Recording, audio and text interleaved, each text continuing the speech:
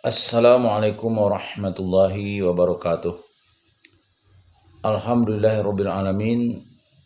Alladzi nahmaduhu wa nastaghfiruhu wa na'udzu billahi min syururi anfusina wa min sayyiati a'malina. May yahdihillahu fala mudhillalah wa may yudlil falan tajida lahu waliyyan mursyida. Asyhadu an la ilaha illallah wa asyhadu anna Muhammadan abduhu wa rasuluhu la nabiyya ba'd. Allahumma shalli wa sallim ala hadzal nabiyil karim Muhammadin sallallahu alaihi wasallam la nabiyya ba'd. Bapak-bapak, ibu-ibu yang saya hormati serta generasi muda yang saya sayangi, pada kesempatan yang berbahagia ini kita akan melanjutkan membaca buku biografi Rasulullah, sebuah studi analitis berdasarkan sumber-sumber yang otentik yang disusun oleh Dr. Mahdi Rizqullah Ahmad, yang pada kesempatan ini kita masih membacakan tentang utusan-utusan. 26. Kedatangan Tariq bin Abdillah bersama kaumnya. Tariq bin Abdillah al-Muharibi radhiyallahu an datang ke Madinah sesaat setelah peristiwa hijrah. Ia bersama sejumlah orang dari kaumnya bermaksud menikmati kurma Madinah. Ketika rombongan ini mendekati sebuah kebun di perbatasan kota Madinah, mereka berjumpa dengan Rasulullah Shallallahu Alaihi Wasallam. Mereka masih belum mengenal Rasulullah Shallallahu Alaihi Wasallam pada saat itu. Rasulullah Shallallahu Alaihi Wasallam menawarkan kepada mereka untuk menjual unta mereka dengan harga imbalan kurma. Mereka pun sepakat. Kemudian Rasulullah Shallallahu Alaihi Wasallam membawa unta tersebut dan membawanya masuk ke dalam kota Madinah. Tidak lama kemudian Rasulullah Shallallahu Alaihi Wasallam kembali menemui mereka dengan membawa bayaran yang sudah disepakati. Padahal sebelum Rasulullah Shallallahu Alaihi Wasallam datang, mereka merasa menyesal membiarkan Rasulullah Shallallahu Alaihi Wasallam pergi begitu saja, sebab mereka khawatir jika Rasulullah Shallallahu Alaihi Wasallam tidak kembali lagi, sedangkan mereka belum mengenal beliau sedikit pun. Akan tetapi ada seorang perempuan bersama mereka yang menenangkan mereka dengan mengatakan bahwa wajah Rasulullah bukan wajah seorang pendusta. Ketika rombongan ini masuk ke dalam masjid, mereka dapati Rasulullah Shallallahu Alaihi Wasallam sedang berkhutbah tentang keutamaan sedekah. Dari sinilah mereka mengenal Rasulullah Shallallahu Alaihi Wasallam. Tampaknya riwayat ini belum selesai. Yang cenderung saya pegang dalam mencermati riwayat ini adalah tujuan Tariq dan rombongannya adalah Islam dan berdagang. Hal ini ditunjukkan dengan bukti bahwa mereka bergabung bersama kaum muslimin yang menyaksikan khutbah Rasulullah Shallallahu Alaihi Wasallam, dan Tariq bin Abdillah sendiri adalah salah seorang penutur hadis keutamaan sedekah yang ia dengar langsung ketika itu. 27. Kaum Tariq kabilah Bani Muharib juga mengirim delegasi lainnya kepada Rasulullah Shallallahu Alaihi Wasallam pada tahun ke-10 Hijriah, tahun haji wada atau haji perpisahan. Tujuan pokok delegasi ini adalah mengucapkan baiat untuk setia dan taat kepada Islam. Jumlah anggota delegasi adalah 10 orang. Di antaranya terdapat Sawad bin Haris dan anaknya, Huzaimah. Mereka masuk Islam dan mengatakan, kami mengikuti orang yang ada di belakang kami. Di dalam delegasi ini ada seorang pria yang dikenal oleh Rasulullah Shallallahu Alaihi Wasallam lantaran kegaduhan yang ia timbulkan bersama-sama kaumnya. Tatkala Rasulullah Shallallahu Alaihi Wasallam menawarkan diri beliau untuk menjelaskan ajaran Islam kepada kabilah-kabilah Arab pada musim-musim haji di Mekah. 28. Utusan Farwah bin Amir al-Judzami, penguasa negeri Mu'an. Rasulullah Shallallahu Alaihi Wasallam didatangi oleh Mas'ud bin Sa'ad yang menjadi duta bagi Farwah bin Amir al-Judzami, gubernur Romawi di wilayah Mu'an. Farwah juga mengirimkan hadiah-hadiah bersama utusannya ini. Di antaranya kuda kecil berwarna putih, kuda, dan keledai. Kemudian Rasulullah Shallallahu Alaihi Wasallam mengirim surat kepada Farwah yang isinya memberitakan bahwa utusannya telah datang menghadap Rasulullah Shallallahu Alaihi Wasallam dan memberitahukan tentang keislamannya. Rasulullah Shallallahu Alaihi Wasallam juga memberinya hadiah. Ketika Raja Romawi mendengar berita tentang masuk Islamnya Farwah ini, segeralah ia mengutus kurir untuk menemui Farwah dan memintanya untuk keluar dari Islam. Akan tetapi Farwah menampik permintaan Raja Romawi tersebut. Farwah ditangkap dan dijebloskan ke dalam penjara. Akhirnya ia disalib dan kepalanya dipenggal. 29. Kedatangan Tamim Ad-Dari. Tamim Ad-Dari adalah seorang Kristiani. Ia datang ke Madinah dan masuk Islam. Ia menuturkan kepada Rasulullah Shallallahu Alaihi Wasallam kisah tentang Al-Jassasah dan Dajjal. Rasulullah Shallallahu Alaihi Wasallam kemudian menyampaikan hadis berkenaan dengan kisah penuturan Tamim tersebut di atas mimbar. Kisah tersebut dinilai sebagai salah satu kelebihan Tamim. Ibnu Sakan menyampaikan bahwa Tamim Ad-Dari masuk Islam pada tahun ke-9 Hijriah bersama saudaranya Nuaim, sedangkan Ibnu Ishaq mengatakan bahwa Tamim datang ke Madinah dan ikut berperang bersama Rasulullah Shallallahu Alaihi Wasallam. 30. Delegasi Bani Asad Ibnu Sa'ad menuturkan bahwa delegasi kabilah Bani Asad datang pada awal tahun ke-9 Hijriah. Jumlah mereka 10 orang. Di antaranya terdapat Dirar bin Al-Azwar, Wabisah bin Ma'bad, dan Tulaihah bin Khuwailid Al-Asadi. Pemimpin delegasi ini Hadrami bin Amir berkata, "Wahai Rasulullah, kami datang menemui Anda dalam malam yang gelap gulita di tahun yang panas. Akan tetapi Anda tidak mengutus kepada kami seorang utusan pun." Berkenaan dengan mereka ini turunlah firman Allah Subhanahu wa taala, "Mereka telah merasa memberi nikmat kepadamu dengan keislaman mereka." Katakanlah, "Janganlah kamu merasa telah memberi nikmat kepadaku dengan keislamanmu. Sebenarnya Allah dialah melimpahkan nikmat kepadamu dengan menunjuki kamu kepada keimanan jika kamu adalah orang-orang yang benar." Bazzar meriwayatkan dengan mata rantai silsilah periwayatan yang sampai kepada Ibnu Abbas yang mengatakan, kabilah Bani Asad datang menemui Rasulullah SAW. Mereka berkata, "Wahai Rasulullah, kami telah masuk Islam. Bangsa Arab memerangimu dan kami tidak pernah memerangimu." Rasulullah SAW lalu bersabda, "Sesungguhnya pemahaman mereka sedikit dan setan muncul dari lidah mereka." Turunlah ayat, "Mereka telah merasa memberi nikmat kepadamu dengan keislaman mereka." Katakanlah, "Janganlah kamu merasa telah memberi nikmat kepadaku dengan keislamanmu. Sebenarnya Allah, dialah yang melimpahkan nikmat kepadamu dengan menunjuki kamu kepada keimanan jika kamu adalah orang-orang yang benar." 31. Delegasi Bani Qusair bin Ka'ab. Delegasi ini datang bertemu dengan Rasulullah SAW sebelum haji wada dan setelah perang Hunain. Mereka menyatakan diri masuk Islam. Ikut serta dalam keanggotaan delegasi ini adalah Qurrah bin Hubairah. Rasulullah SAW memberinya sesuatu dan menyelimutinya dengan selendang. Rasulullah SAW mengalungkan kepadanya tanggung jawab untuk menangani sedekah dan zakat dari kaumnya. Ada pula Saur bin Urwah. Rasulullah SAW telah memberinya sebidang tanah dan menuliskan perjanjian untuknya. Ikut pula Haidah bin Muawiyah bin Qusair. Baihaqi telah menuturkan satu riwayat dengan mata rantai silsilah periwayatan yang berujung pada Muawiyah bin Haidah al-Qusairi mengenai kedatangan Muawiyah bin Haidah al-Qusairi yang menemui Rasulullah SAW serta pertanyaannya kepada Rasulullah SAW mengenai kaum perempuan dan aurat.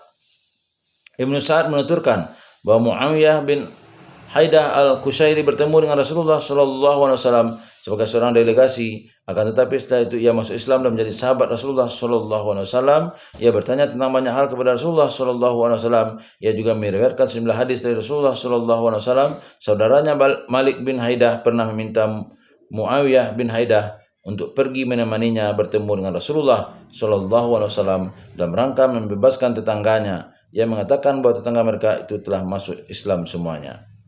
32. Delegasi Bani Al-Haris bin Ka'ab. Rasulullah SAW menugaskan Khalid bin Walid pada bulan Rabiul Akhir atau bulan Jumadil Ula tahun ke-10 Hijriah untuk menemui kabilah Bani Al-Haris bin Ka'ab di Najran.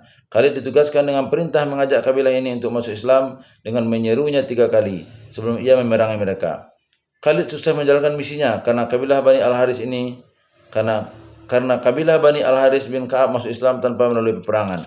Khalid tinggal bersama mereka mengajarkan agama Islam. Kemudian Rasulullah SAW memerintahkannya agar ia kembali bersama utusan mereka.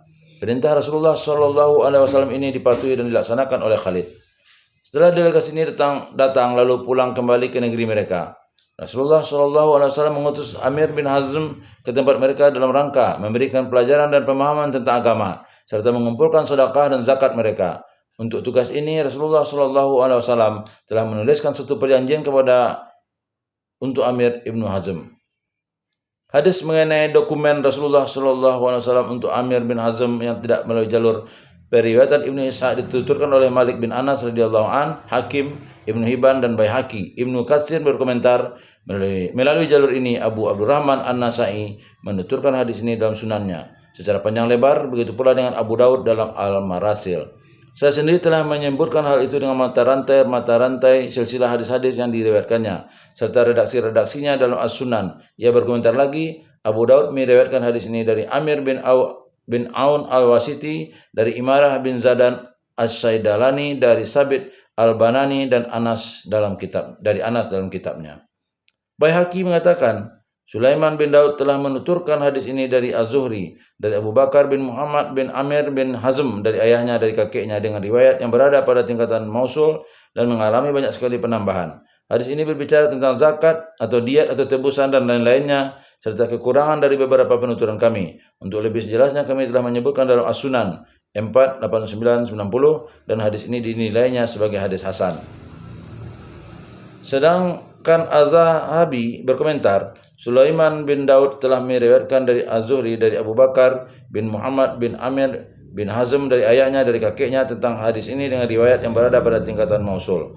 Riwayat ini banyak mendapatkan penambahan mengenai pembahasan materi zakat dan lebih singkat dari apa yang telah kami sebutkan dalam kitab As-Sunan. Penyuntingnya berkata hadis ini diverifikasi oleh Al-Bukhari.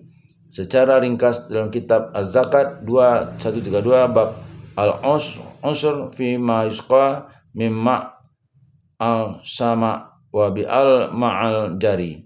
Profesor Muhammad Awamah telah membicarakan tentang mata rantai silsilah periwayatan hadis ini secara luas dan mendalami yang kutipannya adalah sebagai berikut. Mengenai validitas hadis ini, para ulama telah berkomentar. Mereka yang condong untuk mengkualifikasikan hadis ini ke dalam kelompok mata rantai silsilah periwayatan yang berada pada tingkatan dhaif adalah Ibnu Hazm dalam Al-Mahalli 181 dan beberapa tempat dari kitab ini. As-Sauri dalam Al-Majmu' 272, Al-Ala Al-Mardini dalam Al-Jawhar An-Naqi 48689 dan Az-Zahabi dalam Al-Mizan 2202. Sedangkan yang menilainya berada pada tingkatan sahih adalah mayoritas ulama, seperti Malik di mana ia meriwayatkannya dalam Al-Muwatta dengan hadis berada pada tingkatan mursal. At-Tahawi 2419 yang berpegangan pada jalur Qais bin Sa'ad. Hakim dalam Al-Mustadrak 1395, Ibnu Hibban yang menuturkannya dalam sahihnya.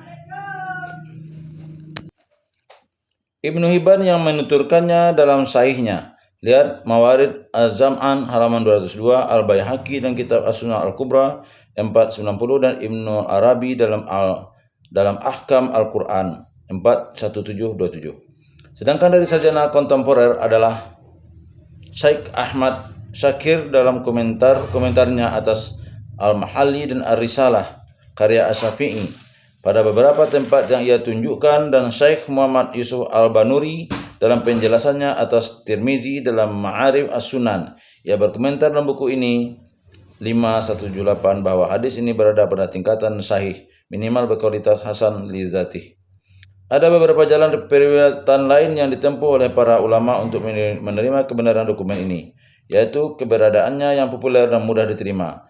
Hal ini telah disinggung oleh Ibnu Hajar dalam At-Talqis Al-Habir 418 dengan mengatakan hadis mengenai dokumen tersebut telah dinilai sahih oleh beberapa imam, bukan dari segi mata rantai silsilah hadis-hadis yang diriwayatkannya, melainkan dari popularitasnya.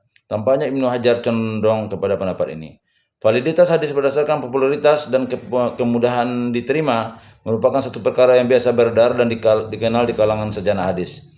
Lihat pula persetujuan Ibnu Hajar mengenai hal ini dalam epilog Al-Ajwibah Al-Fadilah yang diedit oleh Syekh Abu Guddah. Selanjutnya saya melihat bahwa Ibnu Hajar menukil dalam kitab Fath Al-Bari 5247 dari kitab Jami' Sufyan Ats-Tsauri sebuah hadis yang menceritakan bahwa Umar bin Khattab radhiyallahu an menjadikan dokumen Amir bin Hazm tersebut sebagai rujukan. Beliau mempraktikkannya. Ini menjadi bukti popularitas dokumen tersebut di kalangan para sahabat Nabi serta kepercayaan mereka terhadap isi dokumen itu. Allah Maha mengetahui kebenaran. 33. Delegasi Hamdan. Kabilah Hamdan mengirim 2 kali delegasi menemui Rasulullah SAW. Delegasi pertama diterima oleh Rasulullah SAW ketika beliau sedang berada di Mekah, artinya sebelum bai'at Aqabah pertama. Utusan mereka ketika itu adalah Qais bin Amir bin Malik Al-Hamdani Al-Arabi. Ia mengumumkan keislamannya dan berbaiat kepada Rasulullah SAW atas nama kaumnya. Rasulullah SAW meminta kepadanya agar kaumnya bersedia menolong perjuangan Rasulullah SAW dan berhijrah kepada Rasulullah SAW. Akan tetapi karena penolakan kabilah Hamdan atas permintaan Rasulullah SAW ini, mereka pun kehilangan satu pangkat yang tinggi dalam Islam dan gelar termulia yang pernah diterima satu bangsa, yakni gelar sebagai kaum Ansar. Gelar ini diperuntukkan oleh Allah SWT hanya bagi penduduk Madinah. Sedangkan kali keduanya delegasi Hamdan datang dalam keadaan sudah masuk Islam untuk menemui Rasulullah SAW di Madinah. Anggota delegasi ini diantaranya Malik bin Namad, Abu Thawr Zul Mis'ar dan Malik bin Aifa. Rasulullah SAW menuliskan satu dokumen perjanjian untuk kabilah Hamdan yang diserahkan kepada Zul Mis'ar, kabilah Hamdan masuk Islam di tangan Ali bin Abi Thalib sebagaimana akan dijelaskan nanti. 34. Kedatangan Hakam bin Hazan Al-Kufi At-Tamimi. Rasulullah SAW kedatangan delegasi yang berjumlah 7 atau 9 orang. Setelah mereka minta izin untuk masuk dan menemui Rasulullah SAW, mereka berkata, "Wahai Rasulullah, kami temui Anda agar Anda mendoakan kebaikan untuk kami." Rasulullah SAW lalu mendoakan kebaikan bagi mereka. Delegasi ini tinggal selama beberapa hari bersama Rasulullah SAW di Madinah. Mereka menyaksikan dan ikut sholat Jumat dan melihat langsung Rasulullah SAW berkhutbah dengan bertelekan pada sebuah busur atau tongkat. Mereka mendengarkan Rasulullah SAW bersabda, "Wahai sekalian manusia, kalian kerjakan dan kalian tidak akan menyanggupinya setiap yang diperintahkan, akan tetapi bersikaplah moderat dan sampaikanlah kabar gembira." Delegasi Abbas, delegasi ini berjumlah 9 orang, diantaranya adalah Maisarah bin Masruq dan Haris bin Rabi. 36. Delegasi Bani Fazarah. Delegasi ini datang bertemu Rasulullah SAW pada tahun ke-9 Hijriah. Sekembalinya Rasulullah SAW dari Tabuk, jumlah mereka sekitar 19 orang. Di antara anggotanya adalah Kharijah bin Hisn dan Hur bin Qais bin Hisn. 37. Delegasi Bani Murrah. Delegasi ini datang ke Madinah ketika Rasulullah SAW baru saja tiba dari Tabuk. Jumlah anggota delegasi ini 13 orang dengan dipimpin oleh Haris bin Auf. 38. Delegasi Bani Sa'labah. Mereka bertemu Rasulullah SAW sepulangnya beliau dari wilayah Jiranah pada tahun ke-8 Hijriah. Jumlah delegasi ini 14 orang. 39. Delegasi Bani Kilab. Delegasi ini datang pada tahun ke-9 Hijriah. Mereka berjumlah 13 orang. Di antaranya terdapat Labid bin Rabi'ah dan Jabbar bin Sulma. Mereka memberitahukan Rasulullah SAW mengenai usaha keras Dahha bin Sufyan dalam melakukan dakwah di tengah-tengah mereka. 40. Delegasi Bani Aqil bin Ka'ab. Anggota delegasi ini diantaranya adalah Rabi bin Muawiyah bin Khafajah dan Muttarah bin Abdillah. Mereka berbaiat dan masuk Islam. Mereka juga dibaiat untuk menangani kaum mereka yang masuk Islam.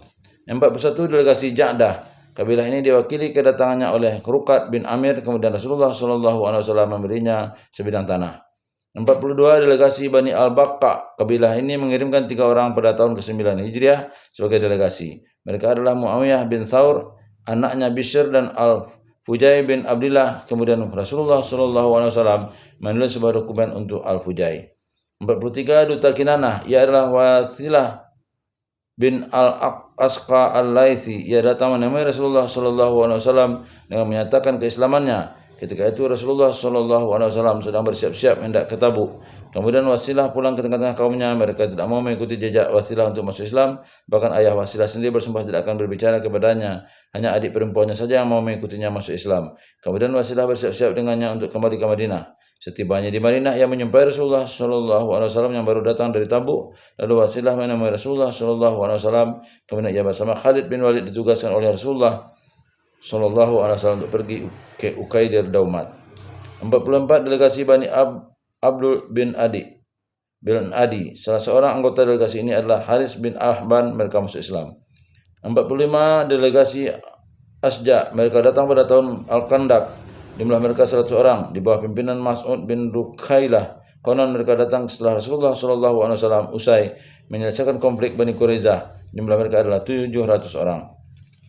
Rasulullah SAW menyambut baik mereka. Setelah itu mereka masuk Islam semuanya. 46. Utusan Bailah. Kabilah Bailah mengirim Mutarif bin Kahin Al-Bahili sebagai duta untuk bertemu dengan Rasulullah SAW. Setelah peristiwa penaklukan kota Makkah, ia masuk Islam dan meminta jaminan keamanan kepada Rasulullah SAW untuk kaumnya. Kemudian Rasulullah SAW menulis dokumen yang di dalamnya mengandung kewajiban-kewajiban sedekah dan zakat. Setelah itu datang pula Nasr bin Malik Al-Wa'ili dari kabilah Bahilah. Ia pun masuk Islam. Rasulullah SAW juga menuliskan untuknya dan untuk orang-orang dari kaumnya masuk Islam sebuah dokumen yang berisi tentang hukum-hukum agama Islam. 47. Delegasi Bani Sulaim. Dari Bani Sulaim datanglah Qais bin Nusaybah untuk mendengarkan langsung Rasulullah SAW. Ia bertemu Rasulullah SAW dan mendengar petuah-petuah juga hadis-hadis Rasulullah SAW. Beliau juga mengajaknya untuk masuk Islam. Ia kembali kepada kaumnya dan menempati permintaan Rasulullah SAW dengan membawa 700 orang dari kaumnya ke Madinah untuk bertemu Rasulullah SAW. Bahkan ada yang mengatakan 1000 orang. Di antara rombongan besar ini terdapat Rashid bin Abdi Rabi, Mereka menemui Rasulullah sallallahu alaihi wasallam di Qudai. Ketika itu Rasulullah sallallahu alaihi wasallam sedang dalam perjalanan untuk menaklukkan kota Mekah. Kabilah Bani Sulaim pun masuk Islam. Bahkan mereka juga ikut menyertai Rasulullah dalam Fatu Mekah, perang Hunain dan perang Taif. Rasulullah sallallahu alaihi wasallam menghadiahkan sebidang tanah bernama Rihat kepada Rasid bin Abdi Rabih. Di tanah tersebut terdapat sumber mata air yang sering disebut orang dengan nama Ain ar-Rasul, mata air Rasul. Sebelum masuk Islam, Rasid pernah membuat berhala untuk Bani Sulaim. Pada suatu hari ia melihat 2 ekor rubah kencing di atas berhalanya itu. Rasid pun bersair, Tuhan, apakah yang kepalanya dikencingi 2 ekor rubah? Sungguh-sungguh hina mereka yang dikencingi rubah-rubah.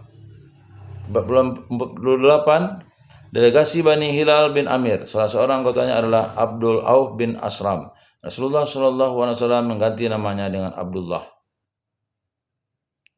49. Delegasi Bani Bakar bin Wa'il. Setibanya di Madinah, delegasi ini menanyakan tentang Qus bin Sa'adah kepada Rasulullah SAW dan beliau pun menjawab, orang itu bukan dari suku kalian. Pria itu berasal dari Iyad yang sudah menganut agama Hanif di masa jahiliyah. Ia mendatangi pasar Ukas. Orang-orang sudah banyak yang berkumpul di sana. Ia lalu menyampaikan pernyataannya yang ia hafal dari Rasulullah SAW. Di antara anggota delegasi ini adalah Basir bin Al-Kasasiyah, Abdullah bin Marsad, dan Hasan bin Haud. 50. Delegasi Taghalub. Jumlah anggota delegasi ini adalah 16 orang. Mereka terdiri dari kaum muslimin dan kaum Kristiani. Kemudian Rasulullah SAW menandatangani perjanjian damai dengan kaum Kristen yang isinya Rasulullah SAW akan membiarkan mereka tetap dalam agama mereka. Akan tetapi mereka juga tidak diperkenankan mendidik anak-anak muslim dengan tata cara agama Kristen. Kemudian Rasulullah SAW memberi beberapa hadiah kepada orang-orang muslim yang ada di antara mereka.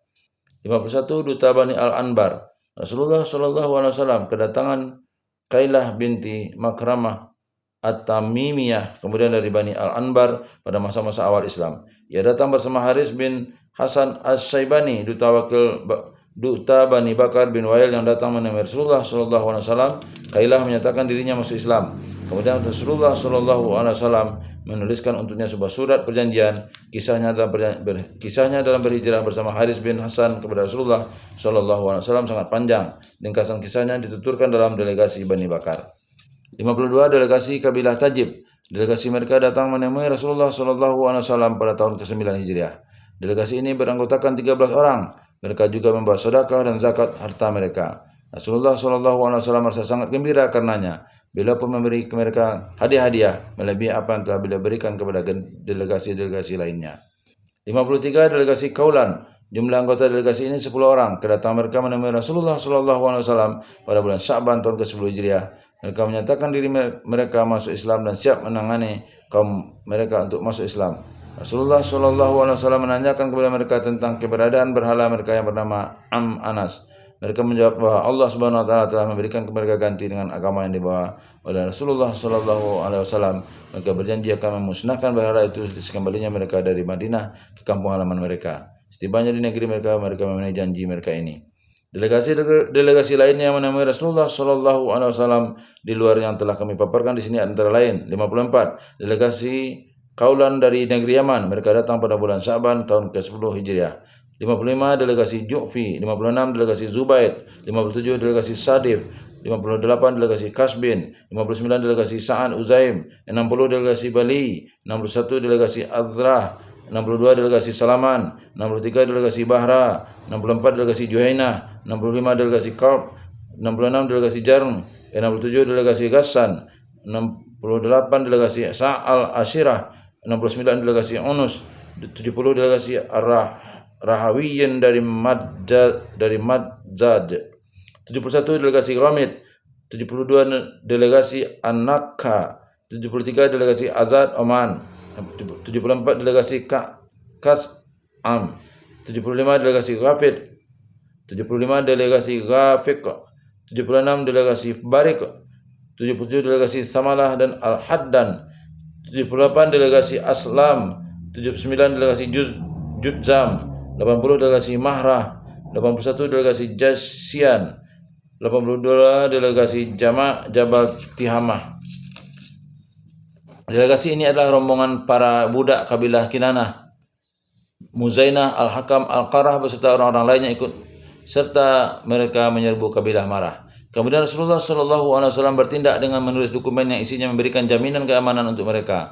Di dalam dokumen ini Rasulullah SAW bersabda, budak mereka adalah merdeka, tuan mereka adalah Muhammad, dan barang siapa di antara mereka berasal dari suatu kabilah, maka ia tidak akan dikembalikan ke kabilah itu. 83 delegasi Madzaj, 84 delegasi Bani Nahdi dari Ghaur Tihamah, 85 delegasi Bani Numair, 86 delegasi Al-Siba, binatang-binatang buas, 87 delegasi para jin yang datang menemui Rasulullah SAW di Makkah, 88 delegasi Hawazin yang datang bersama Rasulullah SAW di Jiranah sekembalinya Rasulullah SAW dari Taif, 89 delegasi Sa'labah, 90 kedatangan Asad bin Abi Unas yang menemui Rasulullah SAW. Ia bertobat setelah Rasulullah SAW menghalalkan hukuman mati untuknya. 91 delegasi Bani Suhaim, 92 delegasi Bani Sadus, 93 delegasi Abu Sufrah, 94 delegasi Anazah. Salah seorang anggotanya adalah Salamah bin As-Sa'ad. Suatu ketika Rasulullah SAW pernah bersabda tentang mereka, di sini ada kelompok manusia yang sangat diharapkan mereka akan tertolong kelak. 95 delegasi Rabi'ah bin Ruwa al-Unsi, 96 delegasi Qais bin Asim. Hikmah dan intisari dari berita kedatangan para delegasi. 1. Berita-berita mengenai kedatangan para delegasi ini merupakan bukti nyata atas meluasnya penyebaran agama Islam di semenanjung Arabia pada masa kehidupan Rasulullah SAW. Hal ini juga menjadi bukti atas dipersatukannya semenanjung Arabia di bawah satu bendera, yaitu bendera Islam dan negeri Islam di Madinah Al-Munawwarah. 2. Para delegasi yang datang membanjiri Madinah menjadi bukti atas pemenuhan janji Allah Subhanahu wa taala akan kemenangan bagi nabinya. 3. Salah satu fatsun politik dan indahnya adab serta etika Islam adalah penghormatan dan penghargaan terhadap duta-duta yang merepresentasikan bangsa mereka. Hal itu ditunjukkan oleh perlakuan Rasulullah SAW terhadap para delegasi dengan memberikan jamuan, sambutan hangat, dan hadiah serta cenderamata. 4. Diperbolehkan memasukkan orang musyrik jika bisa diharapkan keislamannya darinya dan hidayah untuknya. Kita telah mengetahui bersama bahwa Rasulullah SAW menerima delegasi Saqif di dalam masjid beliau untuk berdialog dan memberi pelajaran kepada mereka. Apabila tindakan ini diperbolehkan untuk orang musyrik, maka hal ini lebih utama untuk dilakukan terhadap ahlul kitab. Rasulullah SAW pernah menerima delegasi kaum Kristiani Najran di masjid. Zarkasi berkomentar, ketahuilah bahwa Ar-Rafi' dan An-Nawawi, semoga Allah Subhanahu wa taala melimpahkan rahmat-Nya untuk mereka berdua, telah menetapkan bahwa seorang kafir diperbolehkan masuk ke dalam masjid selain Masjid Haram atas izin kaum muslimin dengan syarat. Pertama, tidak disyaratkan sebelumnya dalam perjanjian dengan ahli zimah bagi mereka untuk tidak masuk ke dalam masjid. Kedua, orang Islam yang berizin harus benar-benar seorang mukallaf dengan kapasitas yang sempurna. Ketiga, tujuan orang kafir masuk ke masjid adalah untuk mendengarkan Al-Quran atau ilmu dan bisa diharapkan keislamannya, atau ia masuk untuk melakukan renovasi bangunan masjid. Itu yang dapat kita bacakan untuk sementara, semoga ada manfaatnya. Billahi taufiq wal hidayah. Assalamualaikum warahmatullahi wabarakatuh.